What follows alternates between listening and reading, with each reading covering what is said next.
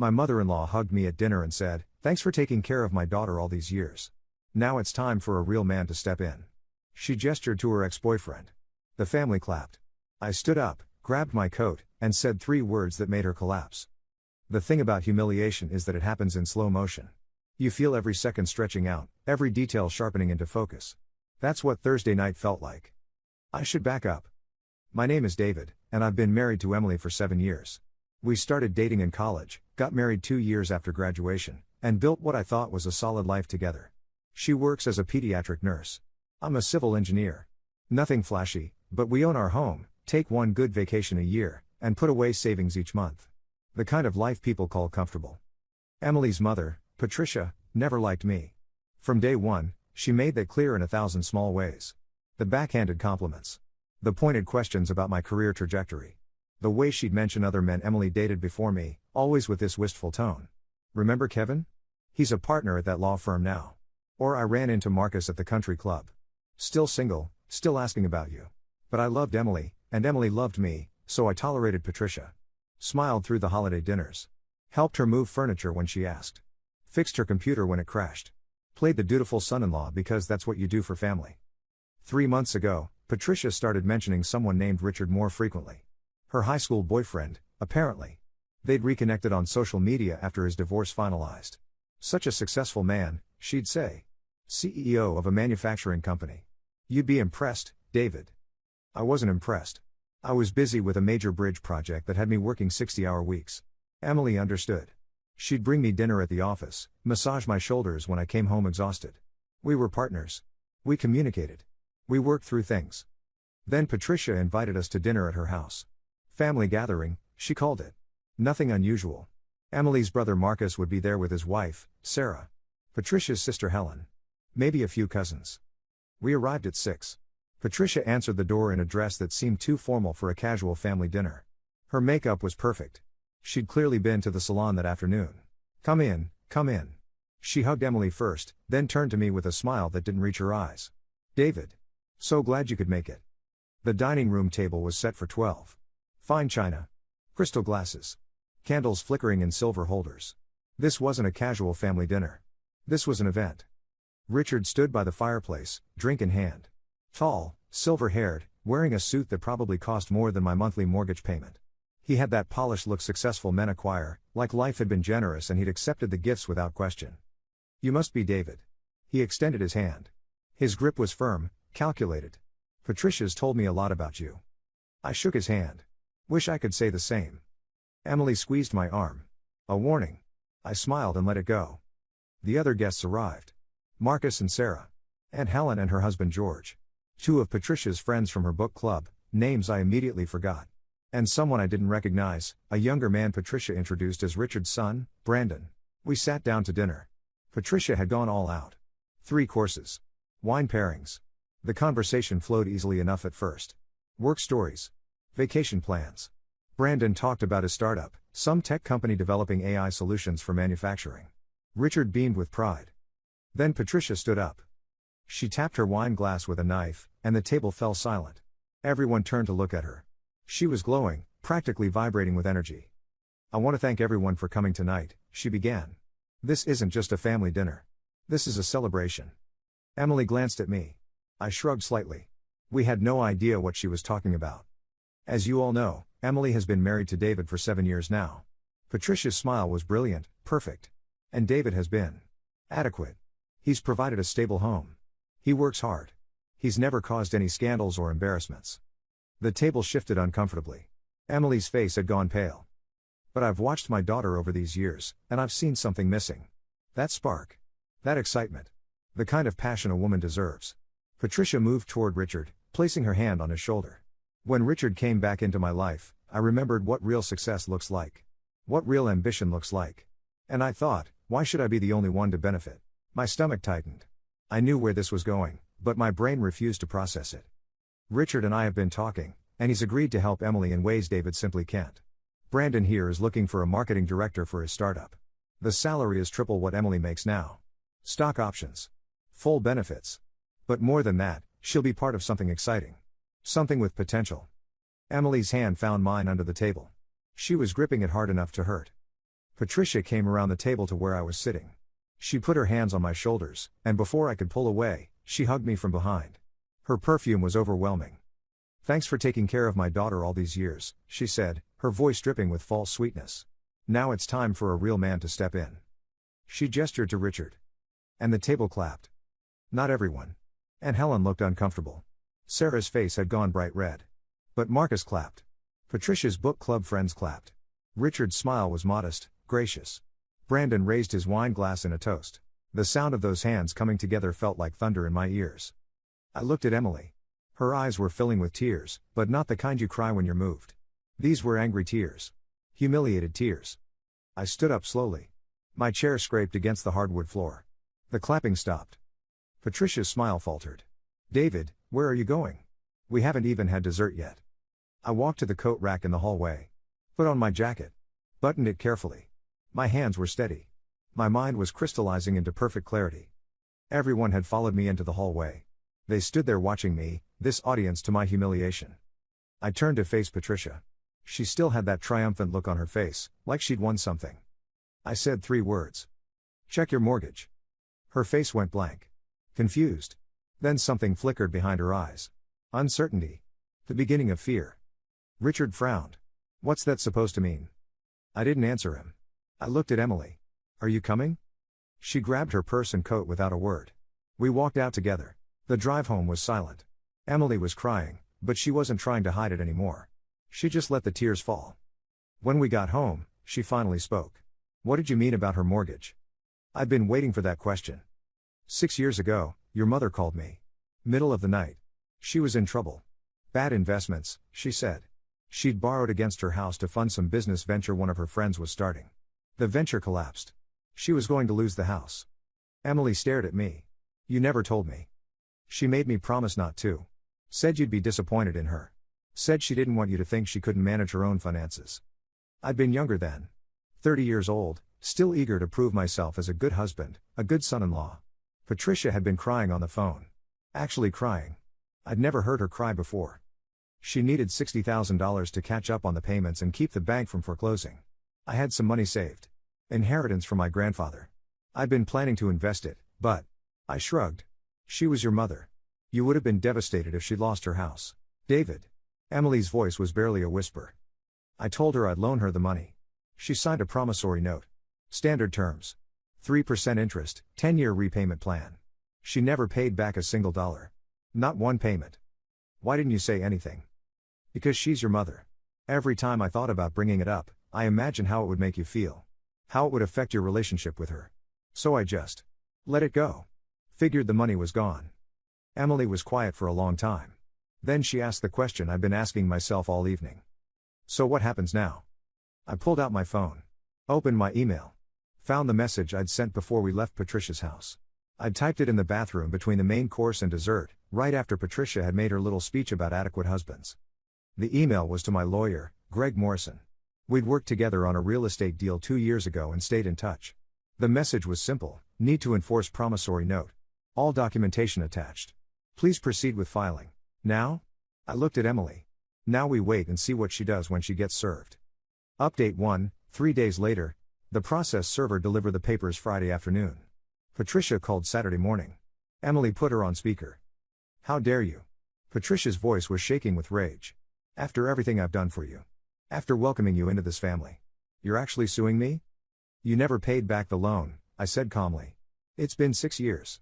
With interest, you owe me about $73,000. That was a gift.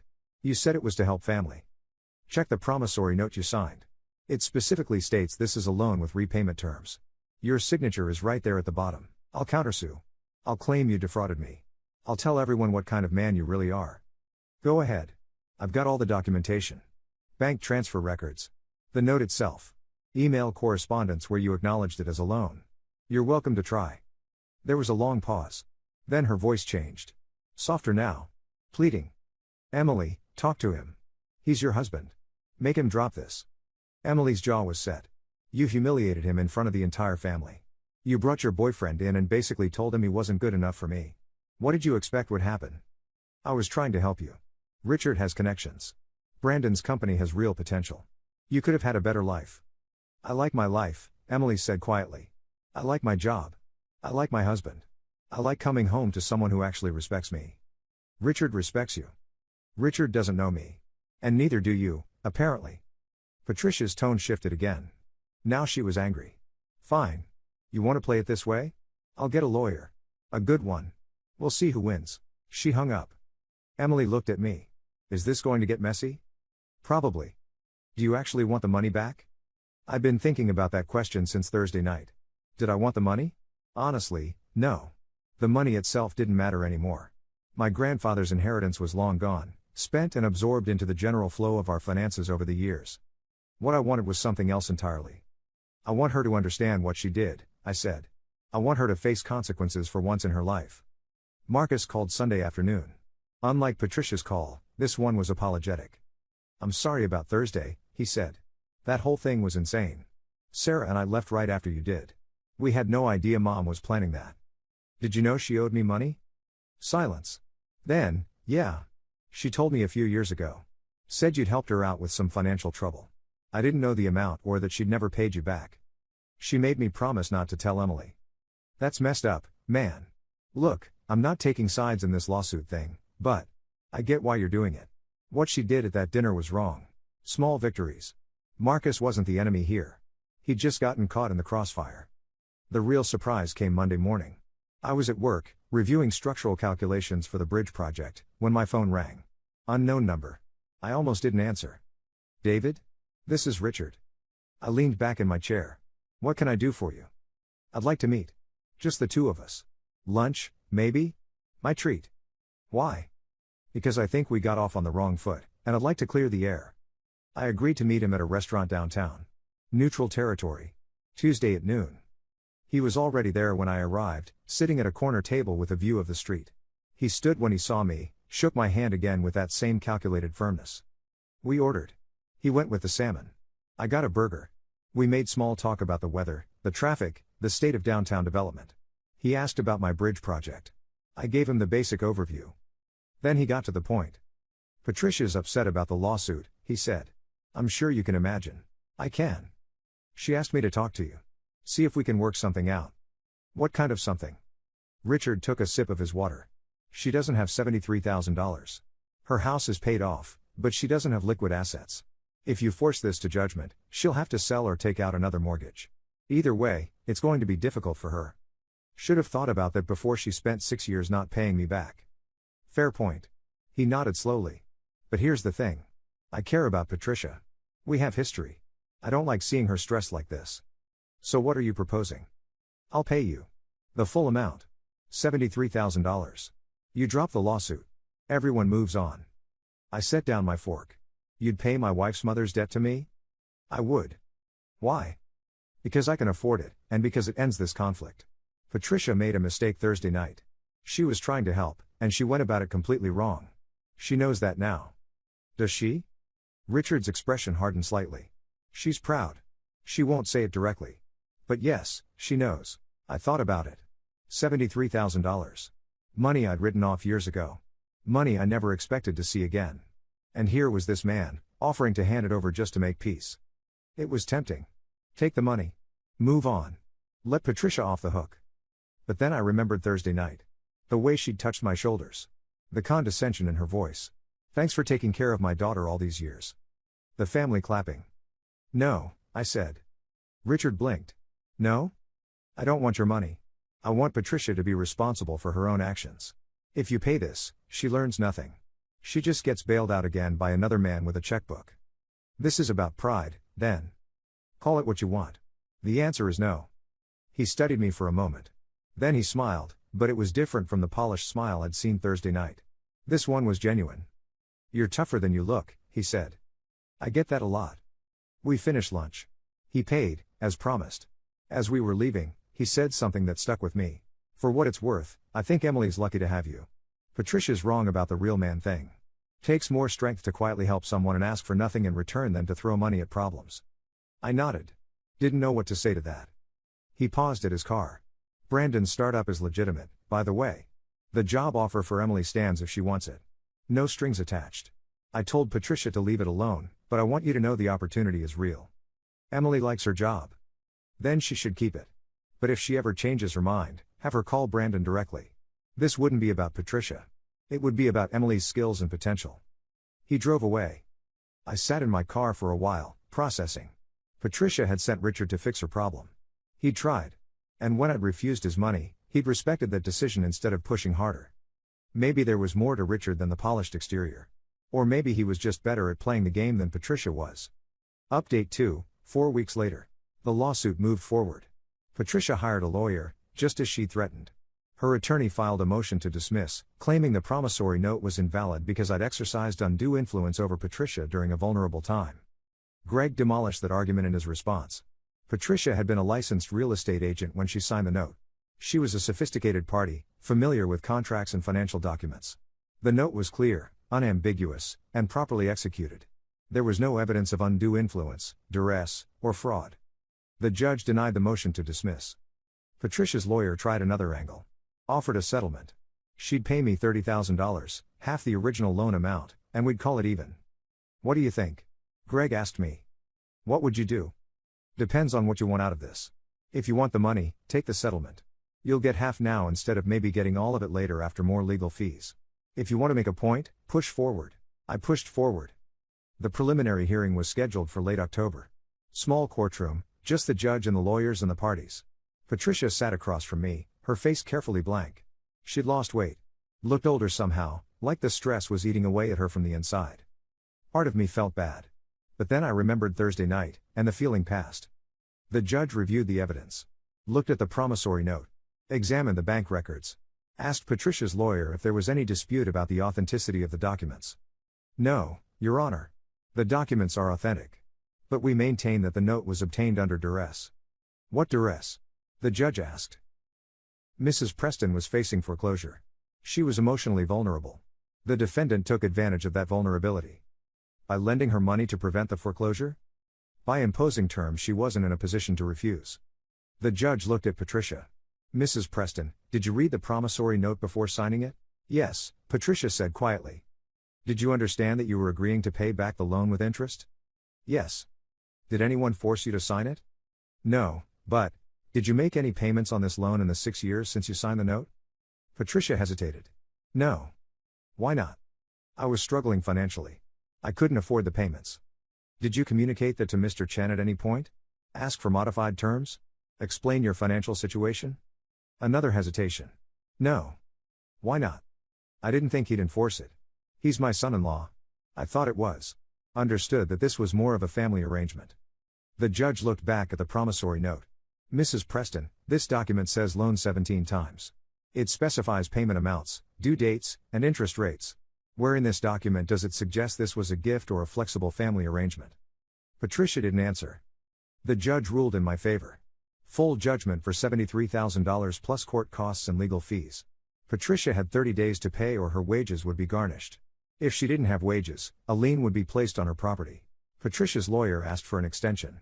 The judge gave her 60 days instead of 30. We walked out of the courthouse. Emily had come with me, taken the day off work. Patricia saw us in the hallway and her face crumpled. Emily, she said. Please. You have to stop this. I don't have to do anything, Emily said. You created this situation. You fix it. He's destroying me over money. Over something I thought was settled years ago. You never paid him back. Not once. And then you humiliated him in front of the whole family. What did you expect? Patricia's face hardened. I expected my daughter to stand by her mother. I expected my mother to respect my husband. Guess we're both disappointed. We walked away. Patricia stood there in the courthouse hallway, her lawyer beside her, looking smaller than I'd ever seen her. Emily cried on the drive home. Not because she felt bad for Patricia. She was crying because the relationship with her mother was probably over, or at least fundamentally changed, and that was worth grieving even when it was necessary. Did I do the right thing? I asked her. Yes, she said without hesitation.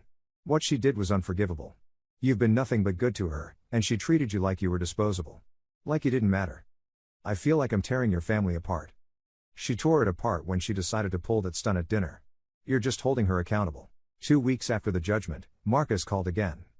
Mom's selling the house, he said. What? She doesn't have the money. Can't get a loan with her credit. So she's selling the house and downsizing to an apartment. I felt sick. Marcus, I didn't want. I know. But this is where we are. She's got a buyer lined up. Should close in a month. She'll have enough to pay you and still have some left over for the apartment and moving expenses. Is she okay? Physically? Yeah. Emotionally? She's a mess. But maybe that's not the worst thing. She's been coasting on Dad's life insurance money and her real estate commissions for years, never really planning for the future. This is forcing her to face reality. Their father had died 8 years ago. Heart attack. Sudden. Patricia had gotten a substantial life insurance payout, but instead of investing it wisely, she'd spent it on maintaining a lifestyle she couldn't actually afford. The failed business venture. The country club membership. The expensive car. She'd been living on borrowed time, and eventually the bill came due. I just happened to be the one holding it. The house sold in November. Patricia moved into a 2-bedroom apartment across town. Smaller. More affordable. The kind of place she should have moved to years ago. The payment cleared the first week of December. $73,000, plus court costs and legal fees. Total came to just over $80,000. I stared at the bank transfer for a long time. That money represented my grandfather's inheritance, his way of helping me start my adult life. I'd used it to help Patricia, and now, 6 years later, it was back. But it felt different. Heavier somehow. Like it carried the weight of everything that had happened. Emily and I talked about what to do with it. We could pay down the mortgage, she suggested. Or invest it. Put it toward retirement. Or we could do something else, I said. She looked at me curiously. Your brother mentioned that Patricia's real estate business is struggling. She lost clients after the lawsuit became public. People don't want to work with someone who doesn't pay their debts. David, if you're thinking about giving her money, not her. But there's a women's shelter downtown. They help women escaping bad situations. Get them back on their feet. Job training. Childcare assistance. Housing support. You want to donate it? Part of it. Maybe half. The rest we can invest. But I keep thinking about what your mom said. About me not being a real man. About needing Richard to step in. She was wrong. I know. But maybe the best way to prove that is to use this money to actually help people.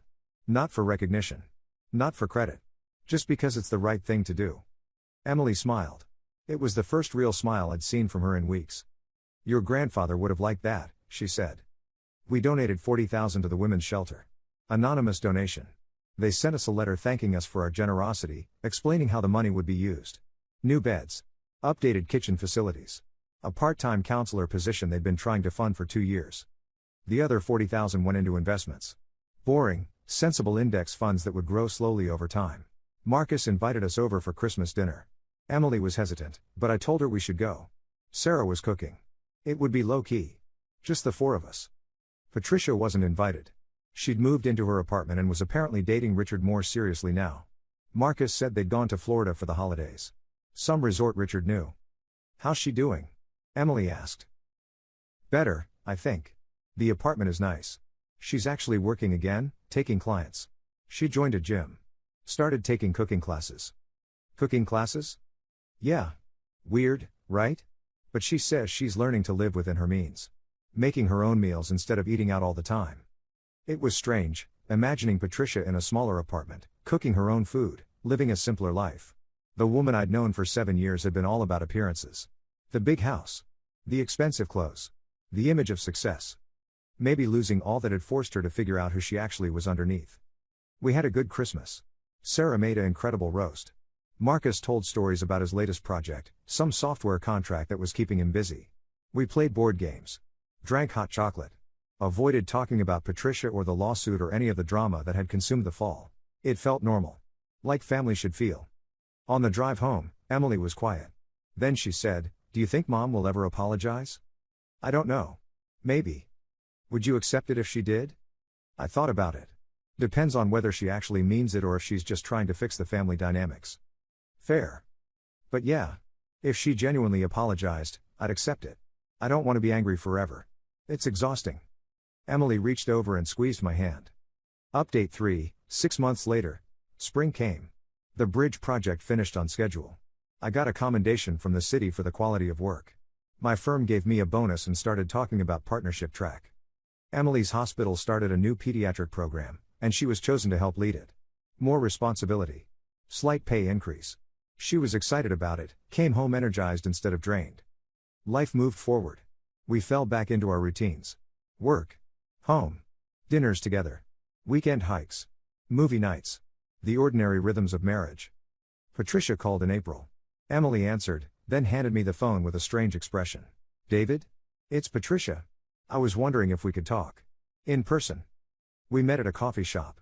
Neutral ground again. She looked different. Thinner, but healthier somehow. Her clothes were simpler, less expensive. She wore minimal makeup. We ordered coffee. Sat down across from each other. She stirred her cup for a long time before speaking. I owe you an apology, she said finally. A real one. Not because Richard told me to or because Emily's barely speaking to me. Because I was wrong. Okay. I spent years resenting you. Not because you did anything wrong, but because you weren't what I thought Emily needed. You weren't flashy. You weren't wealthy. You didn't fit the image I had in my head of who my daughter should marry. I know. But you were exactly what she needed. Someone steady. Someone kind. Someone who showed up and did the work without needing applause. She paused. Someone who helped his mother-in-law when she was in trouble, even though she'd never been particularly nice to him. You were Emily's mother. That was enough. It shouldn't have been. I should have earned your respect instead of demanding it. She took a breath. What I did at that dinner was cruel. I was showing off for Richard. Trying to prove I could still make things happen, still control situations. I used you as a prop in my little drama, and that was unforgivable. It hurt, I admitted. Not just me. Emily too. I know. She told me. We've been talking. Slowly. She's giving me a chance to rebuild, but she's not making it easy. She shouldn't. No. She shouldn't. Patricia met my eyes. I can't undo what I did. I can't give you back the years I wasted being resentful and judgmental. But I can try to do better going forward. If you'll let me. What does that look like? I don't know yet. Maybe just treating you with the basic respect you've always deserved.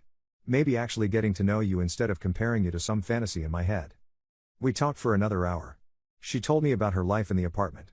How much smaller it was, but also simpler. How she'd realized she'd been living beyond her means for years, trying to maintain an image that didn't match reality. Richard had helped, but not by throwing money at the problem. He'd helped her create a budget. Introduced her to a financial advisor.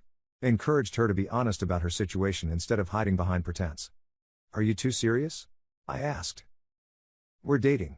Taking it slow. He's been good for me. Patient. He doesn't enable my bad habits like I thought he would. That dinner party was his idea? God, no. That was all me. He thought it was insane. Told me I was making a mistake. I didn't listen. I wanted to prove something, though I'm not even sure what anymore. She finished her coffee. I don't expect you to forgive me immediately. I know trust takes time to rebuild. But I want to try. For Emily's sake. For my own sake. Okay, I said. We can try. It wasn't a dramatic reconciliation. There were no tears or big emotional moments. Just two people agreeing to move forward with more honesty than before. Emily and I started having dinner with Patricia once a month. Usually at our house. Emily insisted on neutral territory at first, but gradually Patricia earned back enough trust to be invited into our home. She brought flowers the first time. Apologized to Emily privately while I was in the kitchen. I didn't hear what was said, but Emily came out red-eyed and gave her mother a hug that lasted a long time. Marcus and Sarah joined us sometimes. The conversations were careful at first, everyone navigating around the painful topics. But slowly, we found our way back to easier ground. Richard came to one dinner. He and I ended up talking about the bridge project, and he offered some insights from his manufacturing background that actually proved useful. We discovered we both liked old westerns. Made plans to catch a classic film screening downtown. Life wasn't perfect. Patricia still made thoughtless comments sometimes, still had moments where her old patterns showed through. But she caught herself more often. Apologized when she didn't. Emily's relationship with her mother healed in fits and starts. Some days were good. Some days were hard.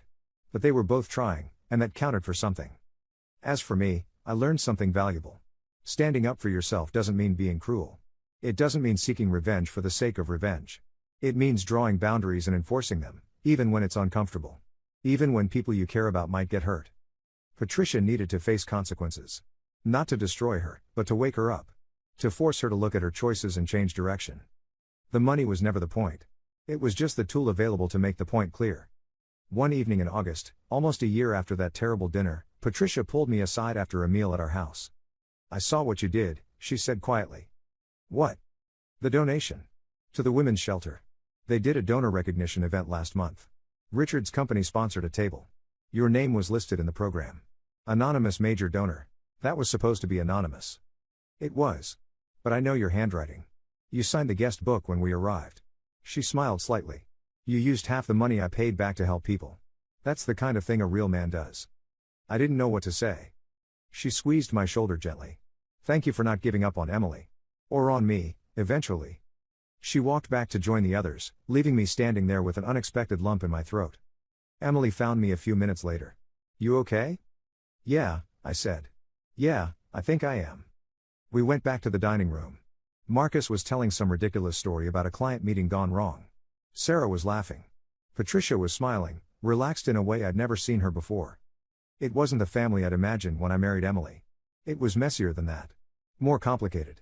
Full of imperfect people making imperfect choices. But it was ours. And we were all still here, still trying, still showing up for each other even when it was hard. That counted for something. Maybe it counted for everything. Final update, 1 year later, September rolled around again, bringing cooler temperatures and the anniversary of that disastrous dinner. Neither Emily nor I mentioned the date, but we both knew it was there, hovering in the background of our thoughts. My firm made me a partner. The official announcement came on a Tuesday morning, and suddenly I had my own office with my name on the door. David Chen, P.E., partner. Emily took the afternoon off to celebrate with me. We went to lunch at an expensive restaurant downtown, the kind of place we usually saved for anniversaries. Partner, she said, raising her glass. I'm so proud of you. Couldn't have done it without you. All those late nights on the bridge project, you kept everything running at home. We're a team. She smiled. Always have been. Her phone buzzed. She glanced at it, and her expression shifted. Mom wants to know if we're free Saturday. She's having a dinner party. My stomach tightened reflexively. A dinner party. I know. Emily reached across the table, took my hand. But she says it's small. Just us, Marcus and Sarah, Richard. She wants to cook for everyone at her apartment. What do you think? I think she's trying. Really trying. And maybe we should let her. Saturday came too quickly. We drove to Patricia's apartment complex, a modest building with a well-maintained courtyard. Her unit was on the second floor. Emily knocked, and Patricia answered immediately, wearing an apron dusted with flour. Come in, come in. Her apartment smelled incredible. Garlic, herbs, something baking in the oven. The space was small but thoughtfully decorated. Furniture that actually fit the room. Photos on the walls of Emily and Marcus growing up. A bookshelf filled with actual books instead of decorative objects. You're cooking? I asked. I am. Trying a new recipe. Italian. Richard's mother was Italian, and he gave me her old cookbook. She gestured to the kitchen where pots simmered on the stove. Fair warning, it might be terrible. I'm sure it'll be great, Emily said. Marcus and Sarah arrived next, followed by Richard. He'd brought wine, good bottles from his personal collection. We gathered in the small living room, and the conversation flowed more naturally than I'd expected. Patricia served dinner family style. Homemade pasta with meat sauce. Roasted vegetables. Fresh bread. It was simple food, nothing fancy, but it was good. Really good. Mom, this is amazing, Marcus said through a mouthful of pasta. Patricia beamed. The cooking classes paid off. I've been practicing for weeks. After dinner, we moved to the living room. Patricia made coffee. Richard told stories about a recent business trip. Sarah talked about a promotion she'd gotten. The evening felt normal, comfortable, like the family dinners I'd imagined having when Emily and I first got married. Then Patricia stood up, and my chest tightened. She had that look, the one that meant she was about to say something important. I want to thank everyone for coming tonight, she began. Her voice was steady but emotional. A year ago, I did something unforgivable. I let my pride and my insecurities turn me into someone I'm ashamed of. I hurt people I love. I damaged relationships that mattered. Emily's hand found mine. David, you would have been within your rights to never speak to me again. Emily, you could have cut me out of your life completely. Marcus, you and Sarah could have taken sides and ended up in the middle of a family war. She paused, collecting herself. But you all gave me a chance to do better. You held me accountable, yes, but you also left the door open for me to change. She looked directly at me. I've spent this year learning what it means to be genuinely grateful. Not performatively grateful, but truly appreciative of what people do for you. David, you saved my house 6 years ago. You asked for nothing in return except that I pay you back according to terms I agreed to. That's not unreasonable. That's not cruel. That's just basic responsibility. Her voice cracked slightly. I should have paid you back. I should have communicated when I was struggling. I should have treated you with respect from the beginning. Instead, I took advantage of your kindness and then resented you for being kind. That says everything about who I was and nothing about who you are. Patricia, I started. Please, let me finish. She took a breath. I've been going to therapy. Dr. Morrison, she's helped me understand why I behaved the way I did. A lot of it goes back to losing Tom. I never properly grieved. I just threw myself into maintaining appearances, trying to prove I was fine when I wasn't. I made my children responsible for my emotional well-being, and I made you, David, responsible for my financial well-being while simultaneously treating you like you weren't good enough. Richard stood and put his arm around her. She leaned into him for a moment before continuing. I can't undo the past. But I want you all to know that I'm different now. Not because I lost my house or had to move here. Not because the lawsuit forced me to face reality. But because I finally understand what matters. It's not the size of your home or the car you drive or the image you project. It's the people who show up for you, even when you don't deserve it. She walked over to where Emily and I sat. I'm grateful to have you as my son-in-law, David. I'm grateful my daughter found someone who treats her with respect and partnership. I'm grateful you're both patient enough to let me back into your lives. I stood up and hugged her. It felt awkward at first, but then she hugged me back properly, and something shifted. Thank you, I said quietly. No. Thank you. The evening continued with lighter conversation. Patricia showed us her budget spreadsheet, surprisingly detailed and well-maintained. She'd paid off her credit cards. Started a small emergency fund. Taken a part-time job at a local real estate office to supplement her commission income. I'm not making what I used to, she admitted. But I'm sleeping better at night. No more lying awake worrying about bills I can't pay. Richard added, she's better with money than I am now. Keeps trying to talk me out of expensive dinners. Someone has to keep you grounded, Patricia said with a smile. Around 10, Emily and I said our goodbyes. On the drive home, Emily was quiet. I let her process, knowing she'd talk when ready. Finally, she said, I never thought we'd get here. Neither did I. A year ago, I thought my relationship with my mom was over. I couldn't imagine forgiving her. But people can change. Not everyone does, but some people actually do the work. She's doing the work. I nodded. Patricia had changed. Not overnight, not easily, but genuinely. The woman who'd humiliated me at that dinner party was different from the woman who'd cooked pasta in her small apartment and talked honestly about her mistakes. 2 weeks later, something unexpected happened. Brandon, Richard's son, called me. David? This is Brandon. We met at my dad's dinner party last year. I remember. Look, I know that whole situation was awkward. But I wanted to reach out separately. My startup is doing well. We're expanding the team, and I need someone with engineering expertise to consult on a project. Would you be interested in hearing more? I met him for coffee.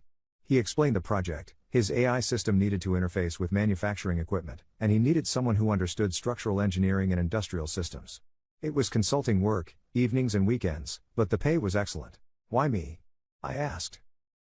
Because my dad says you're brilliant. Says you finished that bridge project ahead of schedule and under budget, which is practically unheard of in civil engineering. Richard said that? He did. Also said you turned down his money when he offered to pay Patricia's debt. Said anyone with that kind of integrity is someone he'd want in his network. I took the consulting job. It was interesting work, and the extra income went straight into our investment accounts. More importantly, it gave me a chance to work with Brandon, who turned out to be sharp and genuinely innovative. His startup had real potential. 3 months into the consulting work, Brandon made another offer. We're looking for a technical advisor. Someone with engineering credentials who can review our processes and make sure we're not cutting corners on safety or structural integrity. Would you consider joining our advisory board? Emily and I talked it over. The time commitment was minimal, 1 meeting per month, occasional email consultations. The compensation included stock options that could be valuable if the company went public someday. It's an opportunity, Emily said. A good one. It came through Richard and Brandon. Through Patricia, technically. So? You earned it. Brandon wouldn't offer if you weren't qualified. She was right. I accepted the position. Life continued to surprise me in small ways. Patricia started dating Richard more seriously. They took a trip to Italy together, and she came back with stories and photos and a new appreciation for simple pleasures. We stayed at small inns instead of fancy hotels, she told us over dinner at our house. Ate at local places. Walked through villages. It was perfect. Marcus got a promotion. Sarah announced they were expecting a baby. Emily and I talked about starting our own family soon, maybe next year. My partnership at the firm meant more responsibility but also more flexibility. I could take on the projects I wanted and delegate the ones I didn't. The consulting work with Brandon's company kept me engaged with new technology. One Saturday afternoon, I was working in the garage when Patricia's car pulled into our driveway. She got out carrying a box. I found something, she said. Going through old papers. Thought you should have it. Inside the box were photos from Emily's childhood. Birthday parties. School plays. Family vacations. And underneath, a stack of letters. Your grandfather wrote to me, Patricia explained. After you and Emily got engaged. I'd never met him, but he wrote to introduce himself. To tell me about you. I pulled out one of the letters. The handwriting was shaky but clear. My grandfather's hand. Dear Patricia, it read. I wanted you to know that my grandson David is a good man. He's honest, hardworking, and kind. He'll take care of your daughter not because he has to, but because that's who he is. I raised him to understand that real strength is in how you treat people when no one's watching. He understands that. Trust him. He won't let you down. I had to stop reading. My throat had closed up. I should have listened to him, Patricia said quietly. He knew you better than I bothered to. Why did you keep these? Because even when I was being awful, some part of me knew I was wrong. I kept the letters as a reminder. I just wasn't ready to accept what they meant. She touched my shoulder gently. Your grandfather would be proud of the man you've become. I should have told you that years ago. After she left, I sat in the garage reading through all the letters. My grandfather had died when I was 25, just before I met Emily. These letters were written in the last months of his life. He'd been sick, knew he was dying, and had taken the time to write to my future mother-in-law to vouch for me. Emily found me there an hour later, letters spread around me. You okay? He knew, I said. He knew I'd need someone to believe in me. She sat down beside me. Lots of people believe in you. Your firm believes in you. Brandon believes in you. I believe in you. I know. But having his words. It means something. That evening, I framed one of the letters. Hung it in my office at home. A reminder of where I came from and who I was trying to be. Thanksgiving came. We all gathered at Marcus and Sarah's house. Patricia brought her famous pumpkin pie, famous now that she'd actually perfected the recipe. Richard carved the turkey. We went around the table saying what we were grateful for. When it was my turn, I said, I'm grateful for second chances. For people willing to do the hard work of changing. For family that sticks together even when it's difficult. Patricia's eyes filled with tears, but she was smiling. Emily squeezed my hand under the table. I'm grateful for my husband, she said. Who showed me what real integrity looks like. Who stood up for us when it mattered. Who forgave when he could have held a grudge. The baby, Marcus and Sarah's daughter, was born in December. They named her Claire. Patricia cried when she held her granddaughter for the first time. Real tears, not performative ones. She'd bought practical gifts, diapers, baby clothes in various sizes, a savings bond for Claire's future education. I'm going to be a better grandmother than I was a mother, she told Marcus. I'm going to show up. Actually show up. And she did. She babysat when Marcus and Sarah needed a break. Helped with middle-of-the-night feedings. Learned about modern parenting techniques instead of insisting her way was the only way. Emily and I spent Christmas Eve at Patricia's apartment. Just the three of us. She cooked a simple dinner. We exchanged modest gifts. Sat around her small living room talking about the year that had passed. I've been thinking about that dinner party, Patricia said. The one where I humiliated you. We don't have to talk about that, I said. No, I want to. I need you to understand something. She set down her wine glass. I spent so many years trying to prove I was successful. Trying to show everyone that losing Tom didn't break me. I equated success with money and appearances. I thought if I could show everyone that I was still powerful, still influential, I'd somehow be okay. You don't have to explain, but I do. Because I want you to know that losing everything was the best thing that could have happened to me. Not because I deserved to suffer, but because I needed to learn what actually matters. This apartment? It's enough. My job? It pays the bills. Richard? He loves me for who I am, not what I can do for him. She looked at both of us. And you two have taught me what a real partnership looks like. Equal. Respectful. Built on trust instead of control. Emily reached over and took her mother's hand. I'm proud of you, Mom. I'm proud of me too. Finally. We stayed until midnight, talking and laughing. When we left, Patricia hugged us both at the door. Drive safely, she said. And David? Thank you for being the kind of man who does the right thing even when it's hard. Especially when it's hard. On the drive home, Emily rested her head on my shoulder at red lights. We're going to be okay, she said. We've always been okay. No, I mean all of us. The whole family. We're going to be okay. She was right. We'd weathered the storm. Come out the other side. Not unchanged, we were all different now, in ways both subtle and profound, but stronger. More honest. More aware of what mattered. The money I'd loaned Patricia had circled back to me, but it had transformed in the process. It became a catalyst for change. A tool that forced everyone to look at themselves honestly. To take responsibility. To grow. That Thursday night dinner felt like a lifetime ago. The humiliation had faded. The anger had dissipated. What remained was something more valuable, a family that had learned to be real with each other. To set boundaries. To forgive. To move forward together instead of pretending problems didn't exist. Brandon's company went public 18 months later. My advisory board stock options turned into real money, more than I'd loaned Patricia in the first place. Emily and I used part of it as a down payment on a bigger house with room for the kids we were planning to have. We donated the rest to the women's shelter and a scholarship fund for engineering students. Patricia attended the open house for our new home. She brought a plant for the garden and a bottle of wine for the kitchen. She admired the space but didn't comment on the cost or the neighborhood or any of the status symbols she would have obsessed over before. "It's a good house," she said simply. "You'll be happy here." And we were. The thing about revenge is that it's easy to want and hard to live with. The momentary satisfaction of watching someone face consequences pales compared to the long work of rebuilding what was broken. Real strength isn't found in the takedown, it's found in the patience to let people grow, the wisdom to know when to enforce boundaries and when to extend grace, and the humility to remember that none of us are perfect. Patricia learned that the hard way. So did I. In the end, the best revenge isn't destruction, it's transformation. Hers, mine, and the gradual healing of everything we almost lost.